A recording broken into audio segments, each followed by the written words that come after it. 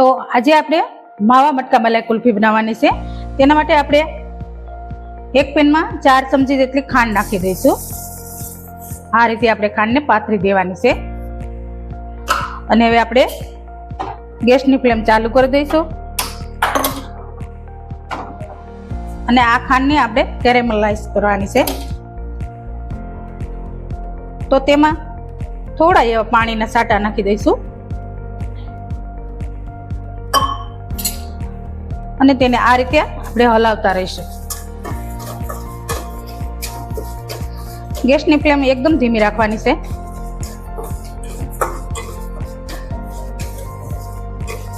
જો આ રીતે આપણે ખાંડને હલાવતા રહેવાનું છે ધીમે ધીમે।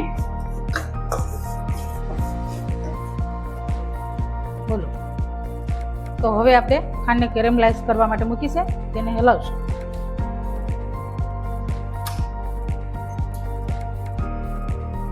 તો જો આપણી ખાંડ કોરી થઈ ગઈ છે।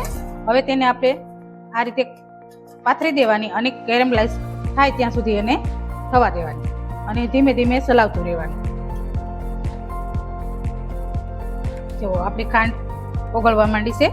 હવે આપણે એને ધીમે ધીમે સતત ચલાવતા રહેવાનું, જેથી કરીને આપણી ખાંડ દાજે નહીં।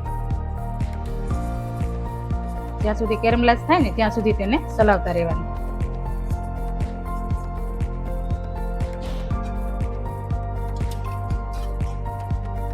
તો આ રીતે આપણી ખાંડ પણ હવે કેરેમલાઇઝ થવા માંડી છે અને થોડીક વાર આને હલાવતું રહેવાનું છે। ત્યાર પછી આપણે દૂધ ઉમેરવાનું છે।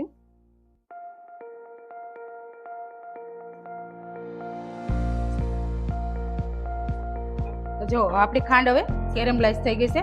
હવે તેમાં આપણે દૂધ ઉમેરી દઈશું। આ દૂધ મેં 750 ગ્રામ લીધું છે, તે આમાં ઉમેરી દઈશું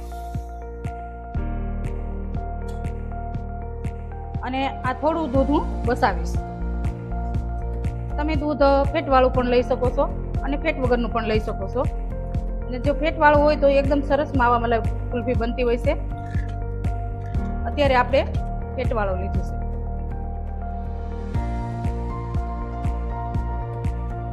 જો હવે આપણું દૂધ પણ ઉકળી ગયું છે અને ખાંડ પણ ઉકળી ગઈ છે। તો જો આપણી ખાંડ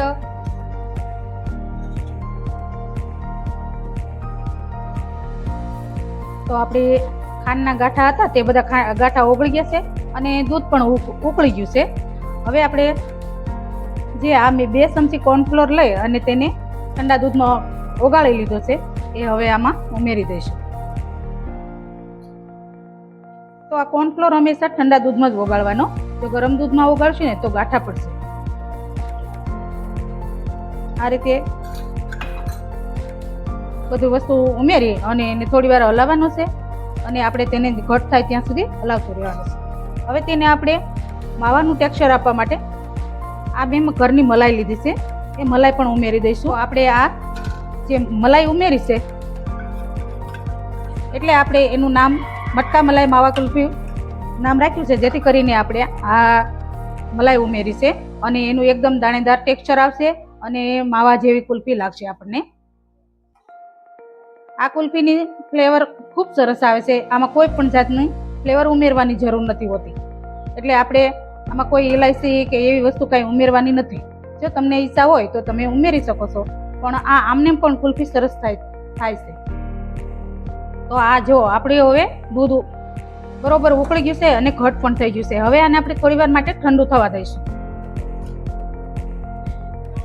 તો હવે આપણું આ મિશ્રણ ઠંડુ થઈ ગયું છે અને ઘટ પણ થઈ ગયું છે। હવે તેમાં આપણે બાકીના મસાલા કરીશું। તો આ કટ કરેલી કિસમિસ ઉમેરી દઈશું, ત્યાર પછી આપણે કટ કરેલી બદામ ઉમેરી દઈશું। આ ઓપ્શનલ છે, તમારે જો સ્કીપ કરવી હોય તો સ્કીપ કરી શકો છો અને ત્યાર પછી મેં કાજુના ટુકડા પણ ઉમેરી દીધા છે। હવે આ બધી વસ્તુને આપણે મિક્સ કરી દઈશું। આ રીતે મિક્સ કરી ત્યાર પછી હવે આપણે મોલ્ડમાં ભરી દઈશું। તો આ રીતનું મેં મોલ્ડ લીધું છે અને તેમાં આપણે ભરી દઈશું।